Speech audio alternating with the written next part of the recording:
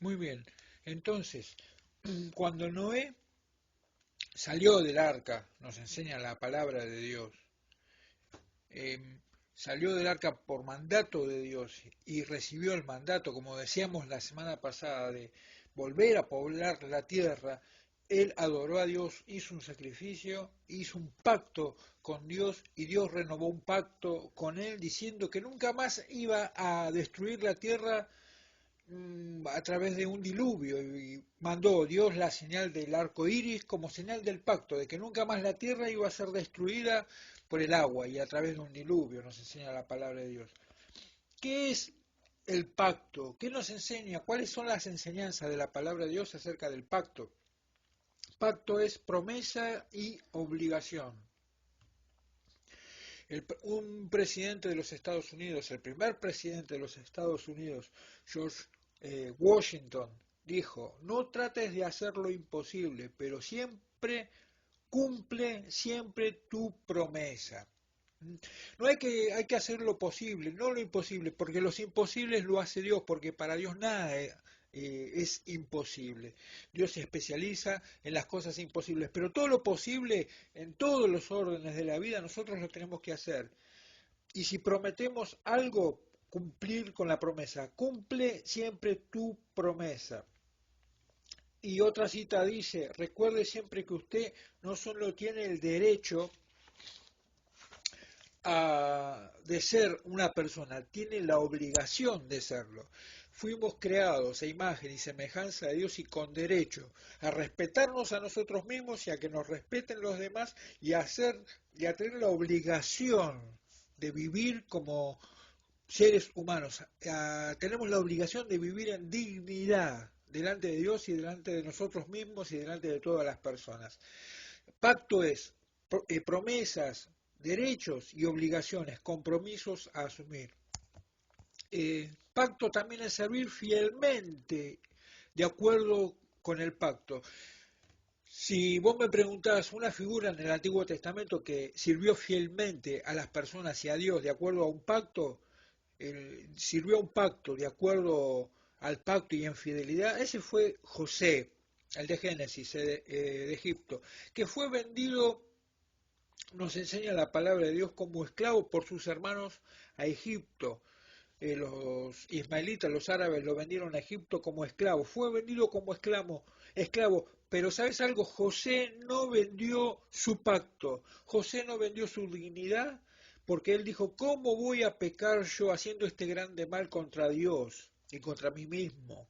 Ahí en la tierra de Egipto, cuando fue tentado, él no cesó, él no cedió a la tentación, y él dijo: yo no voy a hacer este grande mal pecando contra Dios, pecando contra mí mismo, y yo fui vendido como esclavo, pero yo no voy a vender ni mi pacto con Dios, ni mi compromiso con Dios, no voy a vender ni mi pacto con Dios, ni mi dignidad. ¿Sí?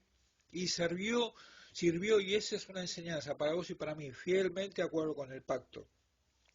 Y pacto también es cortar un pacto. Y acá no hablo de romperlo el pacto, no hablo de anularlo y ya no tener nada que ver con el compromiso del pacto. El cortar el pacto significa cortar con un animal al celebrar un tratado o pacto. Cortar el pacto es cortarlo al animal y dividirlo en partes. Mira, me encanta poder interpretar este pasaje, y acá está el punto central del mensaje en sí.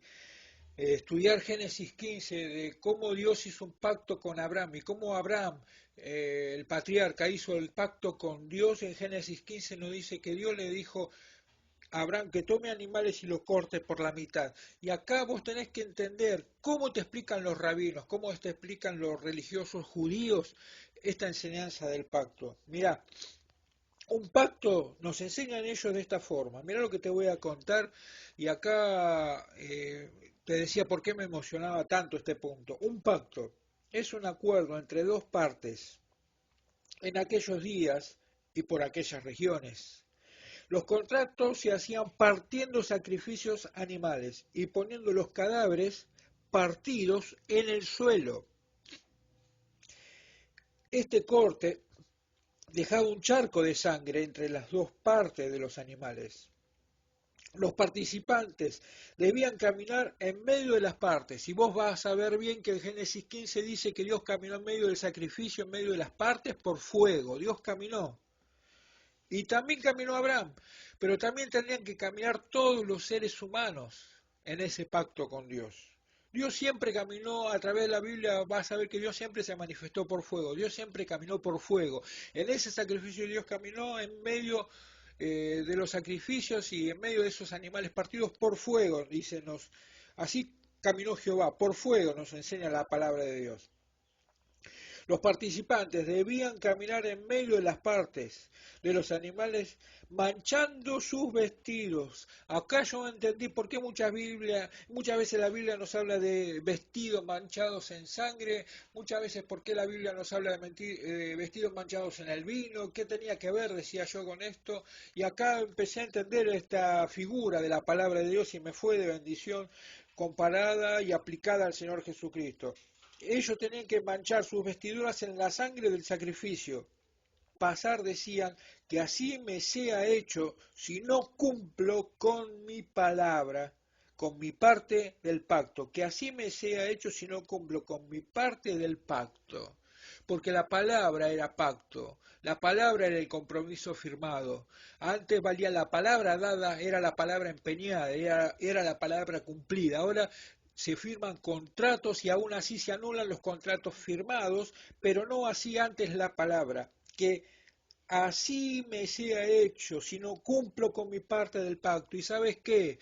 Israel no cumplió su parte del pacto y los seres humanos no pactaron con Dios y no cumplieron su parte del pacto. Dios siempre cumplió y el hombre no. Entonces, ¿qué hizo Dios? ¿Cómo iba a remediar esto el Señor? Lo hizo de esta forma. El Señor Jesucristo, Dios, se hizo hombre para que el hombre en Cristo pueda cumplir con la parte del pacto.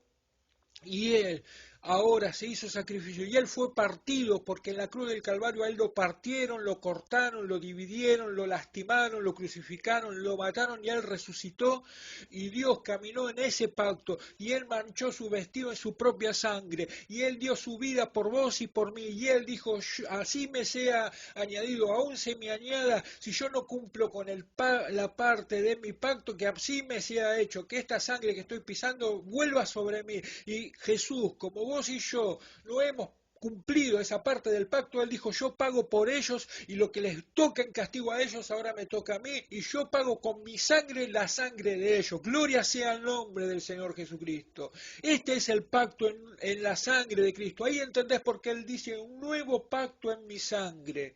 Y es esta la enseñanza de Dios, es esto lo que vos tenés que tomar, que vos podés entrar ahora en un pacto con Dios por la sangre de Cristo y por lo que Él hizo a favor tuyo y a favor mío. Bendito sea el nombre de Jesús, que con su sangre nos compró para Dios y con su sangre Él estableció otra vez tu pacto y mi pacto y nuestro pacto con Dios para que sea una realidad en nuestras vidas. Bendito sea el nombre de Dios. Entonces, la segunda enseñanza es que tenemos que dejar nosotros que Dios nos enseñe qué es, qué significa el pacto de Dios. Y acá está todo esto que te estuve diciendo, esto significa el pacto con Dios. Todo esto significa el pacto con Dios. La tercera enseñanza que te quiero dejar en esta mañana entonces es: vive en persona con Dios el pacto de Dios, el pacto del Señor. Vive en persona con Dios el pacto de Dios, el pacto del Señor. Y lo primero, para vivir, lo primero que tenemos que hacer es conocer por revelación profunda los alcances del pacto. El Espíritu Santo nos enseña, nos alcanza los alcances de este pacto. La palabra de Dios dice que la comunión íntima de Dios es con lo que le temen a Él y a ellos le hace conocer su pacto. Mirá, un pastor también que me es de bendición, me es de ayuda y enseñó de una forma tal que me fue tan clara y de ayuda y de bendición a mí que porque me aclaró a mí el panorama, te lo comparto a vos. Mirá, La relación, la intimidad, la comunión y la presencia con el Espíritu Santo, esa amistad íntima que la Biblia nos habla con la persona, porque el Espíritu Santo no es una fuerza, es una persona que ama, que actúa, que siente, que decide, que piensa y que obra a favor tuyo y a favor de mi vida con amor y con poder, pero también con justicia y con verdadera santidad y corrección, como es, así es nuestro Dios. El Espíritu Santo se empeña en anhelar nuestro corazón. Y esto se compara así, mira, dice este pastor Berijín, imagínate que yo te llamo por teléfono o vos me llamás a mí, no nos conocemos. En el primer llamado está la presentación. Hola, mi nombre es tal, fulano de tal, yo soy tal cosa, hago tal otra, y vos ahí me empezás a conocer y ya te familiarizaste con mi voz. Es la primera vez que hablamos, nunca antes escuchaste mi voz, como pasó tal vez al empezar a escuchar estos mensajes, ahora ya sabes cuál es el tono, el timbre y el color de mi voz, sabes si te gusta o no, sabes si es nasal o es... como es de locutor, ya sabes todo, ¿sí? En el segundo llamado, ahora yo te digo, hola, ¿te acordás de mí? Y vos decís, soy, sí, sí, sí, ya no me diga más, vos sos Claudio que me llamaste el otro día, ¿qué tal? Ya hay una más, ya hay una cercanía aún mayor, ahí ya hay algo más que nos une, ya al solo mención de mi voz ya haces relaciones y ya sabés quién te está hablando. En el tercer llamado yo te digo hola y vos ya respondés, ya no hace falta ni presentaciones, ni color de voz, ni timbre de voz, ya sabes cuál es mi voz, yo digo hola y vos ya me hablaste. Y en el cuarto llamado, ahora que esto es videollamadas y con cámaras y con llamadas vía web, porque con la pandemia no nos podemos ni tocar, prácticamente no nos podemos ni abrazar, todo es a distancia, beso a la distancia, saludo a la distancia y esta pandemia nos ha distanciado y muchos dicen, pero estamos unidos, pero la realidad es que psicológicamente vos leelo por internet, buscá qué sentido y cuánta emoción y cuánta sanidad transmite un abrazo físico. Buscalo, yo te lo dejo como para que vos lo medites nada más. Pero por ahora no lo podemos hacer más allá de esos seres que no comparten con nosotros la cuarentena. Sí, pero volvemos. En el cuarto llamado y con ya la imagen de tu rostro o el mío ahí, este, yo, ya nos vemos y quizá del otro lado inicia la conversación, porque ahora es revelación, ahora ya ves la cara de la otra persona. Y es esto lo que hace el Espíritu Santo. De a poco nos va llevando. Al principio no conocemos su voz y el Espíritu Santo se presenta y dice, hola, hablo con vos, yo soy el Espíritu Santo, me presento de esta forma, y ya en la medida que avanzamos, que oramos, que estamos con Él, que escuchamos su voz y que leemos la Biblia y que la voz de Dios viene a nuestras vidas, porque cuando leemos la Biblia, la voz de Dios viene sobre nuestra vida y ahí obedecemos y ahí entablamos la comunión. Es esto lo que nos enseña la palabra de Dios y es esto lo que nosotros tenemos que buscar. Tenemos que pedirle a Dios que Él transforme nuestro interior, ¿sí? Y la palabra de Dios nos dice eh, que Dios es especialista en cambiar nuestro corazón. Hay un pasaje en Ezequiel que ahora vamos a estar citando, pero mira, en un recorte periodístico del diario Clarín, nos va a decir lo siguiente, que el 31 de mayo de este año se van a cumplir 52 años en el país que se realizó el primer trasplante de corazón. ¿Sí? Se hizo el primer trasplante de corazón, se cumplió, se realizó el 31 de mayo de 1968 en el gobierno de Onganía, el presidente Onganía. El doctor lo realizó el doctor Bellisi, el paciente Antonio Serrano. El lugar donde se realizó en la clínica modelo de Lanús. El resultado es que el paciente sobrevivió 94 horas. Imagínate, tomar un corazón sano, pero de una persona que ya había fallecido, sacar un corazón enfermo y trasplantar ese corazón sano, quitando ese corazón enfermo de una persona, trasplantar un corazón nuevo, sano, a otra persona y a ver si iba a sobrevivir. Sobrevivió 94 horas y luego murió. Y este doctor dijo, no murió a causa del trasplante. Seguiremos intentando. Y siguieron intentando. ¿Y cuántas vidas se han salvado? ¿Cuántos eh, trasplantes de corazón desde esa época se han realizado? ¿Sí? Y es esto lo que el Señor Jesucristo ha hecho. El Señor Jesucristo no se le ha muerto ningún paciente. La misma Biblia dice que nuestro corazón, que nuestra mente, que nuestros pensamientos está enfermo. ¿De qué? De dureza. Y de cómo es duro como la piedra, dice la Biblia, que nuestro corazón. ¿Por qué duro como la piedra? ¿Cuál es la dureza de nuestro corazón? Hebreos, en el capítulo 4 dice, si oyeres hoy su voz, no endurezcáis vuestro corazón. Ahí está. La incredulidad te endurece, te hace corazón de piedra. Y Dios dice en Ezequiel, yo sacaré de ustedes el corazón de piedra y le voy a poner un corazón de carne. ¿Qué hizo Jesús? Tomó nuestro corazón, lo sacó de nuestras vidas. Y Él puso dentro de nosotros, a través de la cruz del Calvario, su propio corazón. Nos trasplantó su propio corazón, su propia mente y sus propios pensamientos. Nos dio un corazón sensible que oye ahora la voz de Dios a través de la palabra de Dios, la Biblia, y que ahora obedece a Dios. Nos sensibilizó, nos dio un sentido espiritual. Y a Él no se le muere ningún paciente porque todo lo contrario, Él dio y Él da y Él siempre dará vida eterna a los que creen en su nombre. Este es el nuevo pacto, dice Ezequiel, que haré con ellos, con la casa de Israel. Les sacaré el corazón de piedra, les pondré un corazón de carne, escribiré mis leyes en su mente y en sus corazones, me obedecerán y conocerán que yo soy Jehová, dice Dios, y nadie le dirá a su compañero, conoce a Jehová, porque todos me conocerán personalmente. La pregunta es, ¿has sido trasplantado por el Señor Jesucristo? ¿Tenés ese nuevo corazón que Él da a todos los que creen en su nombre? ¿Has dejado que Él realice el pacto suyo en tu propia vida? Y la misma Biblia nos enseña también que tenemos que vivir personalmente con Dios el pacto del Señor, que es servirlo a Él. El tercer propósito entonces es cumplir con nuestras promesas y servirlo a Dios desde nuestro espíritu. Somos espíritu, alma y cuerpo. Ya no vivimos por el cuerpo, ya no vivimos por el alma. El Espíritu Santo ahora le da poder a nuestro ser espiritual, a nuestro espíritu, y sometemos nuestro espíritu y nuestra alma al control del Espíritu Santo y nuestro espíritu, y desde nuestro espíritu servimos a Dios.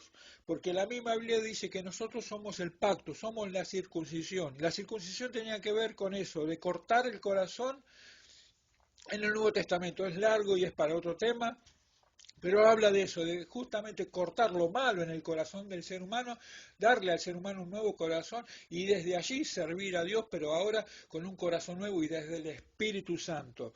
Pablo dice, nosotros somos la circuncisión, somos un nuevo corazón, somos el pacto, los que ahora servimos a Dios en el Espíritu Santo y en nuestro propio espíritu servimos a Dios.